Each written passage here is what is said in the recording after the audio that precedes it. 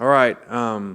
Good start to the week with the walkthrough in preparation. This is next game on the schedule that presents a lot of preparation problems. They do a great job schematically, extremely well coached defense, and they're as talented as anybody. They got elite talent on both sides of the ball, and you look at how they played at times of the year. This is the same team 2 weeks ago that's ahead of Georgia in the fourth quarter. The same team that really outplays Texas and beats Texas earlier in the year. So you guys have heard me probably refer to, I think there's a blackout game every year that everybody has on especially one side of the ball.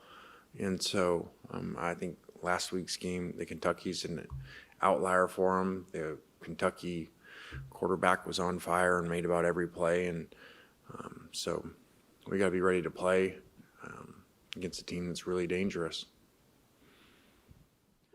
Lane, after getting Austin in there in the second half, finally getting them kind of long-term reps, just moving forward with each game now is kind of an important game. How do you feel about that room with both guys maybe getting put in big spots?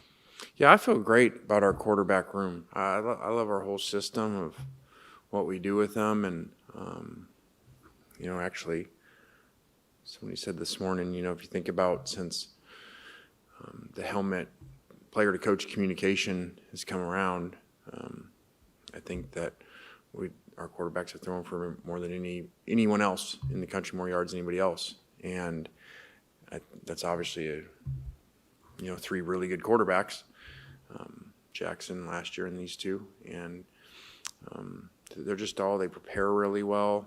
I think that Charlie does a great job, and Joe Judge and Fisher Ray with them. And so it's just a really, really good system, and they get along really well. And again, I said it last week, I think we have two better quarterbacks than most people's first. And so that's an awesome situation to be in, and just really pleased.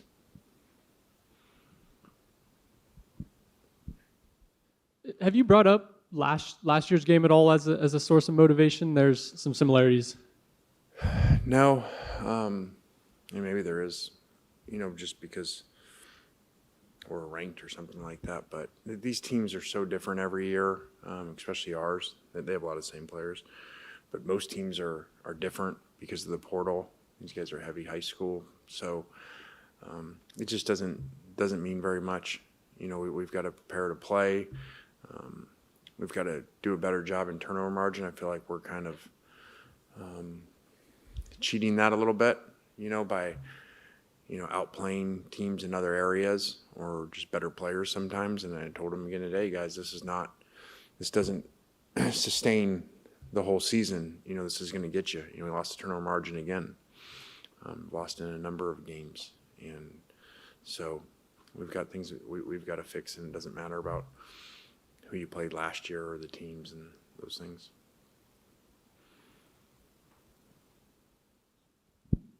Another thing I'm curious about is what are the aspects that make up a good job for a college head coach? What's the top of your priority list? I wasn't ready for that one. I think that's evolved and changed, and there's different things in it. I've said to you guys a couple years ago, I think, and this was before Cap, but I said, I think that it's going to move to, people used to say, okay, when people wanted to hire you or something and interview and what questions do you have, what are your concerns? Okay, people used to say, facilities, how many practice fields, those things. And I said, I don't think, I think that's changed. It's going to change, and it's going to be how much NIL do you have, when it was all collective, how is your collective, how's it run, how much do you have? Because that's before this, that was the salary cap, meaning that's how much money you're going to have. And I know some people sometimes think, well, okay, that's not a big deal, but just look at professional sports when it's not the same, like baseball and the payrolls, and over time, who wins and who doesn't win. And somebody may have outlier years once in a while, but, and so now that's a little equaled out, but there's still, how much are you giving to Rev, to your football program, and then how much do you have collective-wise, I think is a big question. But, people will talk about it's narrowed, like I heard Coach Saban say, and some stuff has narrowed, and as I've referred to, because you can't stockpile, at those, whatever blue bloods you want to call it or refer to it. But there's still things there that you're still going to struggle to beat those guys because kids are still recruited and they see size of stadiums and tradition and Heisman's and national championships and then your location, to talent. So I think all those are in there, but it's slid a little time over,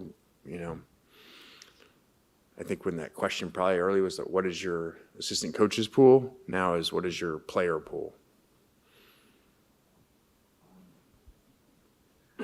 I know you brought it up a couple weeks ago that you talked to the team about dealing with distractions and rumors and stuff of that nature. Have you had to do that again specifically with this game this week? I mean, I haven't even talked about it to them, and I had one of them, and I think I'm pretty close to the players where they walk by or they say something, like if it was on their mind, they'd make a joke or something. I don't think it is. I think that they're very focused on what to do. Again, I said it's a different age nowadays, like when I addressed it a couple weeks ago. And I certainly don't think it was a distraction since. We won Oklahoma, South Carolina, played really well last week. I just said, hey, this is kind of the world that you're in. You guys now are used to this where players didn't used to, I mean, these guys get way more of it than I do. They get calls on Saturday night after games from other coaches talking about next year and how much money they have for them and their plans for them and their system. So I don't think it's that big a deal. You kind of mentioned this in this era. What's more important? Is it the program itself, or is it the coaches that run the program? I mean, Indiana didn't win, and now they're winning with Cignetti. Georgia Tech really didn't win; they're winning with Brent Key. Ole Miss hasn't won the way that it's won with you. Is it the coach that's most important? Yeah, there's not an analytic for that, of what percentage that is. I've always said coaching matters.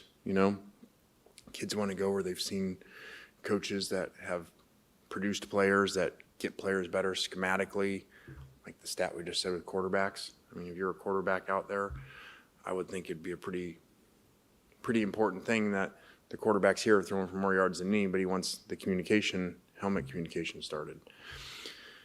So I think that, that it's just the kid weighs it. They probably weigh the coach, they weigh the school, where is it, the tradition, do I want to live there? And then what am I going to make? And every kid probably has a different scale of what their percentage is of importance.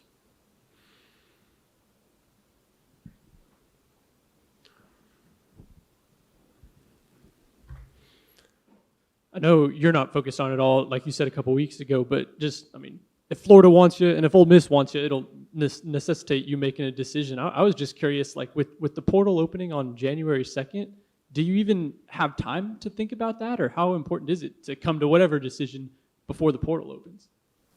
I don't know. I'm not that far down the road. I said it last week, and you guys think I was joking, or the South Carolina, like everybody wants to talk about other jobs and everything, and I think you're 2-3 weeks away from coaching for your own job, so you better make sure you're doing really well where you are, because as we've seen out there, I've said one win put you out of the top 10, now 2 wins might put you out of the top 25, and 3 might get you fired. So I ain't figured all that out. I'm trying to keep our winning streak, get to 8-0 at home, shoot. And like I said, I think last week, talking to Landry is really cool that I forgot the stat now, if you're a junior here, and you've gone to all the home games, you've seen 1 loss. If you're a 5th-year senior, you've seen 3 losses, I think, in 5 years. So that's a pretty cool thing. So it'd be awesome to finish this home run for this season with our last home game here. And I think Lagway, just on this next game, I think Lagway is supposed to play. Just what are the challenges, even on a team that's having a rough year, like what are the challenges of going against a guy like DJ who can light it up any given week? Yeah, I think DJ's really what the whole team is, when I say the concerns. Extremely talented at times plays at an elite level, and it is a problem. Like they're basically most of their position groups. Extremely talented. At times you watch film and say, man, these guys are as good as anybody in the country. And DJ's like that. So, he played great against us 1 year ago. And anytime you got somebody that's got an elite arm and really hard to tackle like him, and can run over you, that's an issue.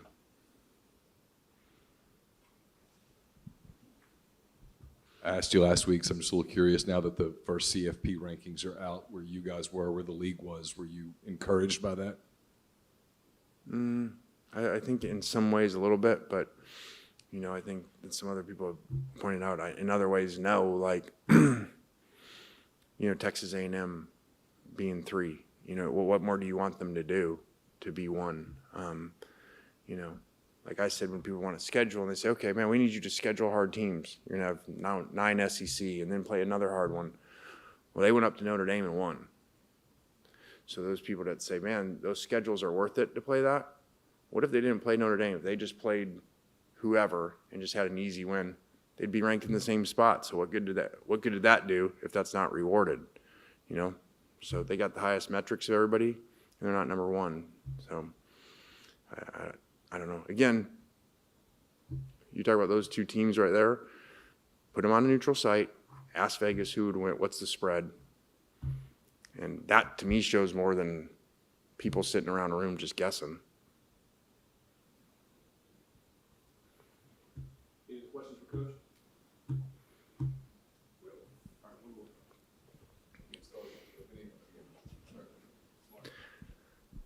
Oxford High School has a playoff game this week. Do you help Knox prepare at all? And if so, how does that prep look the same or different from what you tell your quarterbacks at Ole Miss?